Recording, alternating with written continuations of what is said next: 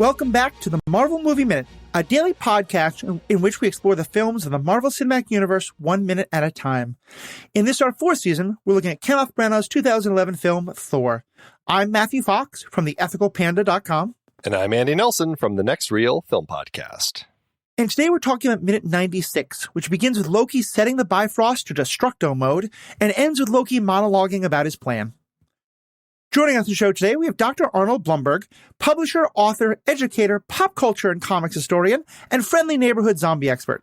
Arnold, so glad to have you with us. That's quite a mouthful. How does one get started in a career like that? I don't know, make all the right mistakes in life, I guess.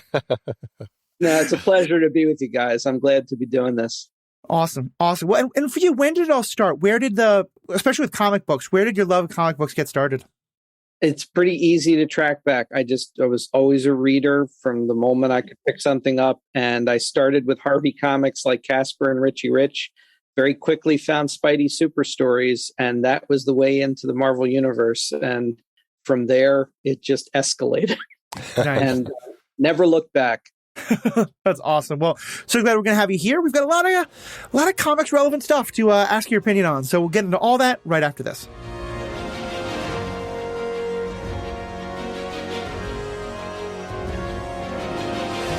We love having conversations about everything Marvel with all of you, so hop into our Discord community and join us over there. Head to truestory.fm/Marvel Movie Minute and click on the Discord link. It's that easy. We start out this minute with Loki, obviously, he's taking on his plan, and we're seeing Yggdrasil.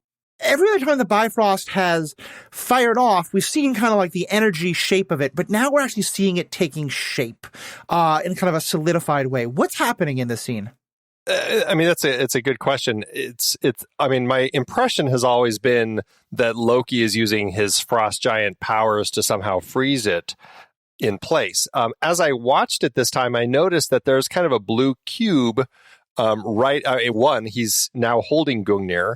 It's no longer in the ignition for the observatory, but there's like a blue glowing cube right at on top of the ignition switch. And that makes me think that he has basically kind of waved in and conjured the Casket of Ancient Winters to be sitting right on top of it. So as kind of that Bifrost energy blasts out in that shape of the tree, it's actually now freezing it all. And it's kind of my impression of it. I mean, it's all like, you're looking at frames to see this stuff, but that's kind of what my impression is as he's doing this. It's also interesting too, by the way, that like at this point, he knows where he comes from, that we have the background. He wants to prove his worthiness. And he is essentially using the very abilities that come from the background that basically cursed him to be what he is, to destroy his own people, essentially, to destroy that past. It's a weird, twisty-turny mix of things going on that I think also is a great early signpost to how complex a character like Loki can be. Very much so. How great Hiddleston can be in the part. Well, and that gets into one of my favorite questions, because all throughout this season, we've been asking sort of, what is Loki thinking? At what point is, the great trickster playing chess 5 moves ahead? And at what point is he just responding? Obviously, he has tried to kill Thor. It hasn't worked. Thor has come back to his power and is now quite literally like rushing towards him. Do you think this was always Loki's plan? Kill Thor and then kind of, destroy Jotunheim? Or is this plan B now that Loki is back, now that Thor is back? Based on what he was saying when he was confronting Laufey in kind of Odin's chambers, when he killed Laufey, it really did sound like this was his plan. Like he was going, regardless of whether Thor was around or not, he was going to invite Laufey here to kill him so that it looked like they were invading and that he basically saved the day.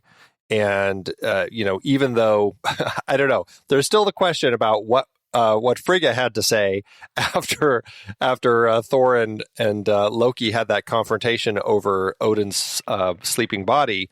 But yeah, I mean, I think the impression is that, which, I mean, he'll say here in a minute that he's kind of wanting to kind of create this situation where he has saved the day. And by destroying Jotunheim, that's just kind of the next step. He's killed Laufey, the invading king, and now he's going to destroy their planet. At least that's the way that it seemed to me. Yeah, I mean, that makes sense to me, too. I mean, it seems like that's the idea. And it follows a pattern that, I mean, for me, it instantly brings to mind things like if anybody out there is like a Doctor Who fan, I think of like his archenemy, the Master. There's a Sherlock Holmes Moriarty kind of thing. There's always this idea, too, with your villainous character when they're not out and out a monster, which, of course, Loki is not. And like we were saying, has a lot of potential there.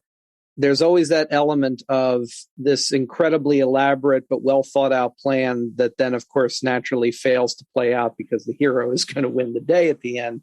But it seems like this is the path he's on, basically.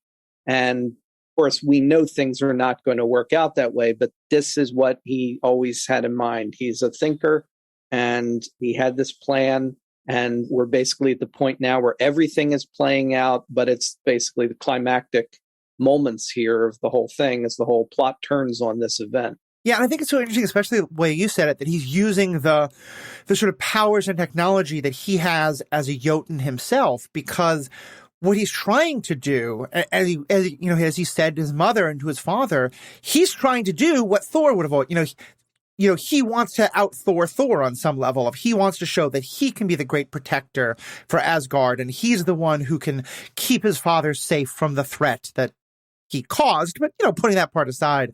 So, yeah, the irony is so deep here that he's basically trying to out Thor while using all that power that he has because he's a Jotun. Yeah, and it's an interesting tool that he's chosen to do it with, right? I mean, the whole idea of using the Bifrost essentially as a weapon, which, I mean, it's an interesting element that they've built in.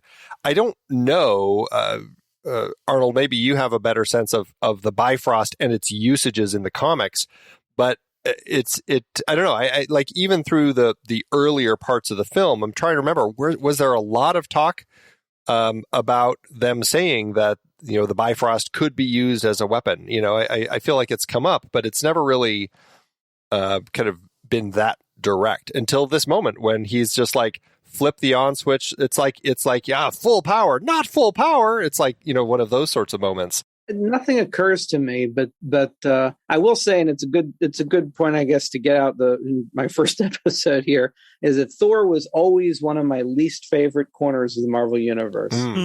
It's one of the areas where when I was reading everything, and there was that point, certainly by the early to mid 80s, where I was literally like subscribing to and reading everything, even Thor. But it was like, if it was Thor or cosmic related, it went to the side for me. Spider-Man was my main guy and a lot of that. So I absorbed a lot of that stuff, and yet never like weighed it as important in the same vein as some of the other things. So I'm sure there are people that are far, far more steeped in the Thor history that would know, but it doesn't strike me. Of course, the other thing too is the movies have very much, and I think this is a wonderful thing, have picked and chose different things throughout the history of Marvel, and some things they've adapted very directly and used the way they were used in the comics. And in some ways they said, look, we're only going to take the name or the general idea, but we have a way to use it. So this whole function of the Bifrost in this, it doesn't strike me as quite the same. But then again, this is not the rainbow bridge we saw in the comics either. And I think it's a beautiful design in this movie. It's one of the things I really think is exceptional. It's like all of a sudden, here's something that really looks like what a real version of that bridge would look like physically. Yeah. It's great. And it just doesn't look like a rainbow ribbon, And so there's a lot of stuff going on here that I feel like is the movie and Branagh and the team coming up with something that makes this interesting and makes it function for the plot. It might not necessarily fit what the Bifrost was. Right. Yeah, I'm a little torn on the whole idea of the Bifrost basically being used as like a Star Wars super laser that's just shooting through, across the realms to basically destroy a planet from far away. I don't know. I mean, I get it. It's energy, and they use it to travel. So sure, I guess if you use energy in a different way, it could potentially destroy. And so I can see where they would come up with that idea. It just strikes me as kind of I don't know. I guess I see what they were doing here, and in context of the story, it works. It just ends up feeling like now we'll turn on the giant space laser and we'll destroy them.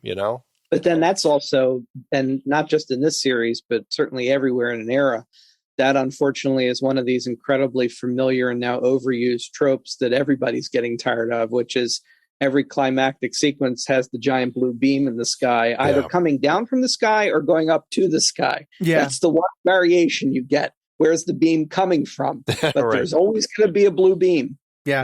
And so that's, you can see already they're falling into that with this kind of thing. In Star Wars, it's a green beam. If they just stuck to green, everything would be better. But no, I hear what you're saying. And to me, Andy, the questioning of the space physics is that horse is way out of the barn already to me. Oh, sure. But here's why it works for me, especially that hasn't been discussed. And this may be me reading way too much into it because I love the philosophy of all of this. Asgard is a nation of warriors. This is a planet of warrior people who believe in sort of the honor of single combat and swords and shields and all this. And, we heard Sif talk about, that at least if she dies in noble combat, her story will be sung on for generations.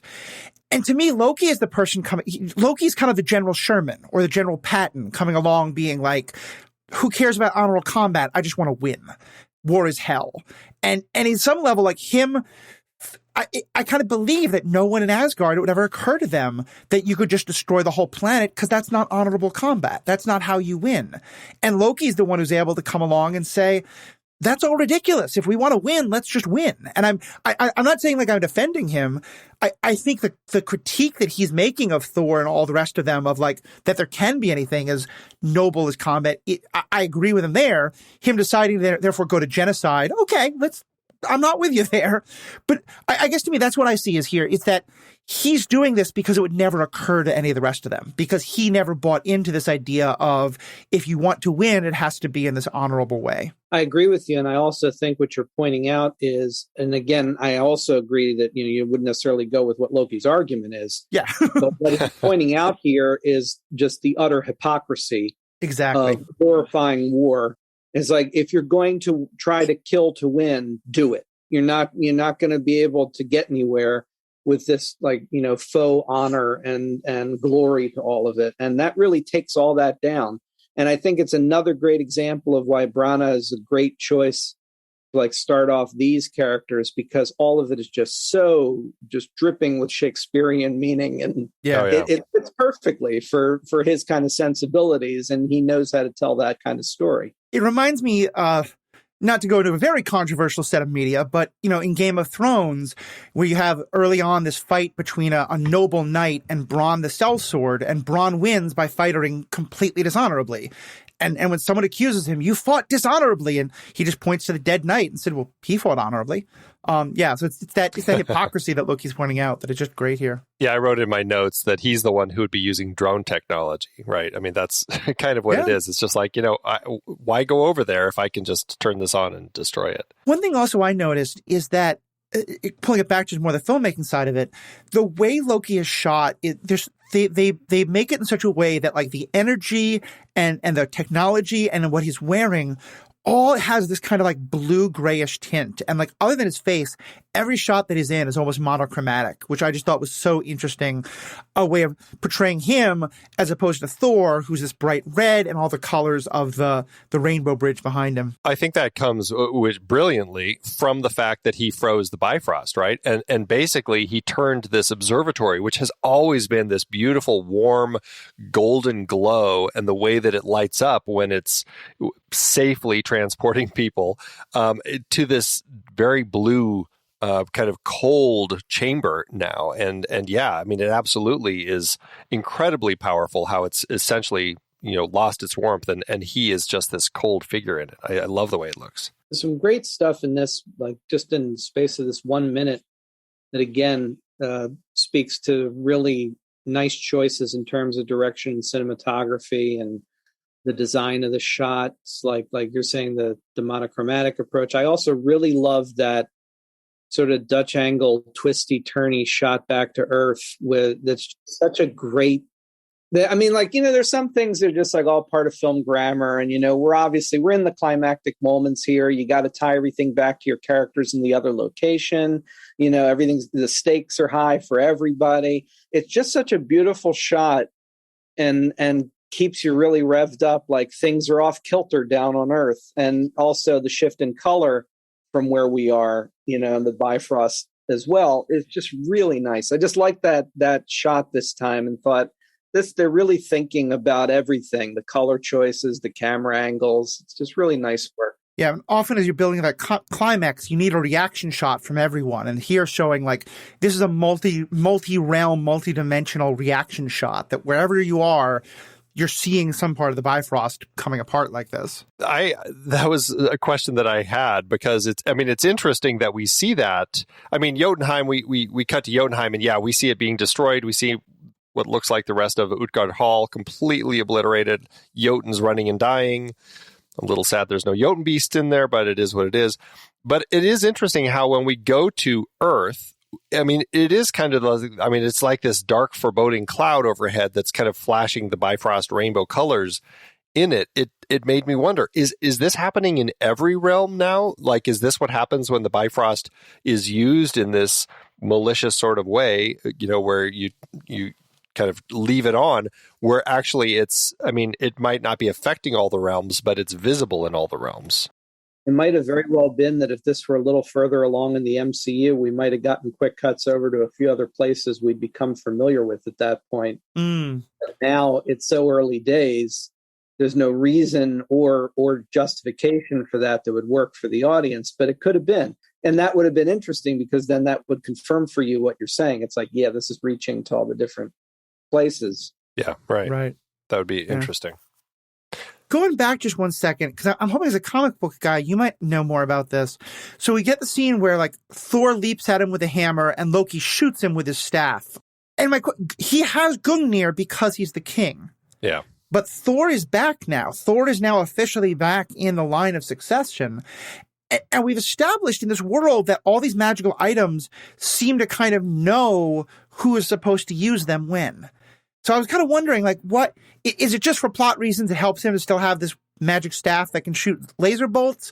Is there a reason why, even though Thor's back, he would still be able to wield that power because he is still officially king until someone officially says no Thor instead?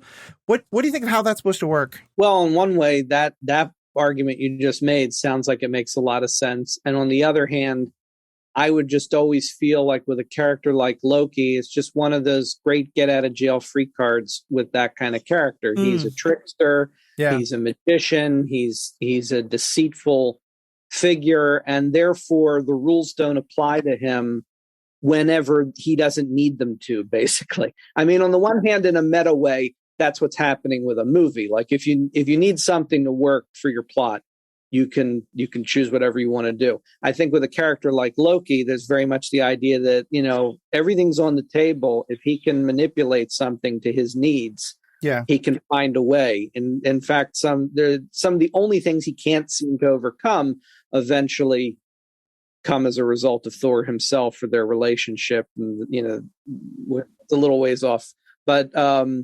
But yeah, I mean, I think that partly what you suggested is a good way of looking at it, but also there's just that idea that Loki can accomplish extraordinary and rule-breaking things, especially when he's at his most desperate. And that tracks, because even in the mythology, which is something I've been loving to compare this to, Loki is often, not that they use this language, but he's the one who can find the loophole. He's always the one who can find the exact wording of the command Odin or someone else has given down and find a way to sort of squirrel around it. So, yeah, if anyone could find a way to keep using the staff, it would be him. And I mean, they have established by this point that Gungnir unlike the comics. I mean, it seems to go with the role rather than Odin. Like in the comics, it's just Odin's, and it's like nobody else ever uses Gungnir. But here, they've rewritten it where it's like it's a kingly item, and so as long as you're king, you get to wield it. Right. So yeah. So we get into the end of this minute, and Thor says, "Why have you done this?" And Loki goes into this monologue, and he's explaining that, he wants to prove to Father that I'm a worthy son. I will have saved, he's explaining, I will have saved his life. I will have destroyed all the monsters. I will be the true heir to... Now, we don't know what he means. We can probably guess. We'll find out tomorrow. But yeah, what do you think of this monologue from him? It's, on the one hand, it is, it's an MCU movie, so the villain has to give a monologue. But to me, there's so much happening here. It's one of those cases also where, I mean, I don't particularly criticize it. I mean, it's the kind of thing where you have to do these kind of things in these kind of movies. Just basic plot stuff, especially for people in the audience who may not be as invested. You need to lay things out. And I don't criticize it particularly because also you're dealing with Hiddleston, who already right out of the gate is an exceptional actor to sell this kind of stuff. But it's also that kind of thing where you really pay attention. It's like, look, none of these things necessarily really need to be stated between these two guys. They know their relationship. They know their history. A lot of these kind of things in a real context, maybe they wouldn't quite be spoken, as a monologue or, because you'd have a shorthand, what they're talking about. But we need to lay all these things out for everybody in the audience. These are the stakes. This is where he's coming from. This is what it is.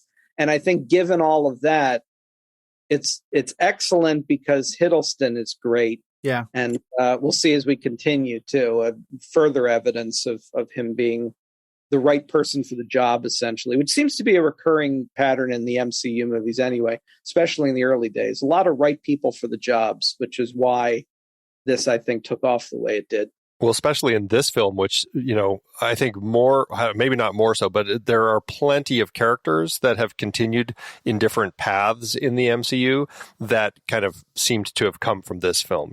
Darcy and Eric, both of them. Of course, Hawkeye and Agent Sitwell make their first appearances here. It's just interesting how they seemed to have found a way to kind of really tap into some of these characters in the film. Yeah. And the one thing I want to say about the monologue is that, to me, what I love about it so much is that, of course, we know he's not completely being honest, especially not with himself. And that, at the start of the movie, he didn't want to destroy Jotun. And he may believe that it's what will help keep Asgard safe. And he certainly may believe that it's what his father. But it's also, as you were saying at the beginning of this, Arnold, like, it's also he is himself a Jotun. He needs to, if he can be the one to destroy it, now no one has to worry that he's one of them, and no one can ever question his loyalty again. And that secret that Thor doesn't know yet, but he knows. I just think gives so much more weight to what he's saying. It's interesting how it changed slightly from the script into what it is now, and I think I am really happy with the way that they found to change this, because in the script, when Thor says, "Why have you done this?" Loki's response is, "To do what Father never could, to destroy their kind forever. When he awakens, he'll see the wisdom of what I've done." And I think the way that he says it now, to prove to Father that I am a worthy son, when he awakes, I will have saved his life, I will destroy that race of monsters, and I'll be true heir. It's interesting. It's very subtle, but there's a shift in there where it goes from not worrying about being worthy for his father. It's like he's not looking at how his father seeing him. It's almost like he's trying to prove to, or like he's trying to show that his dad never could do this stuff. Like he's almost better than his dad. And finally, by going through with this, he will have shown his father, "Oh, you're right. You were right all along." And so it's an interesting shift, and I'm really glad they shifted it to really focus on that worthiness aspect in the film. I think that, well, one, it ties into Thor so much and his journey in the film, but I think that it connects so much to the story of fathers and sons that we have here. Especially since he has literally just killed you've just killed your bio father. That means you're definitely throwing in with your adoptive father, 100%. So right. He has to solidify that. Well, there's so much more we're going to get to discuss, find out this mystery of what he wants to be heir to. But in the meantime, Arnold, for people who are hearing you for the first time and want to find out more, normally people would just say, well, I just do this one podcast, but there's so much you're doing. Where can people find more of your writings and thoughts out in the world? Well, you can find me most of the time on Twitter at Doctor of the Dead, which is a name that came up because of all the work I do with zombie stuff. And my publishing company is ATB Publishing, and we have a podcast that my wife and I do where we are watching horror, science fiction, and all sorts of things at ghoulsinthehouse.com. Nice. Sounds good. We'll definitely check that out. To our fans, thank you so much for being a part of this. Check out all the other great things happening at thenextreel.com. Thank you to Andy for all your work helping put this together, and to all of you listening, thank you so much. Have a great day. Until next time, true believers.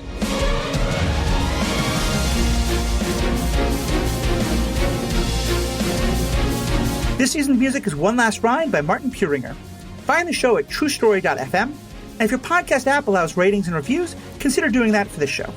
Marvel Movie Minute is a production of True Story FM, engineering by Andy Nelson.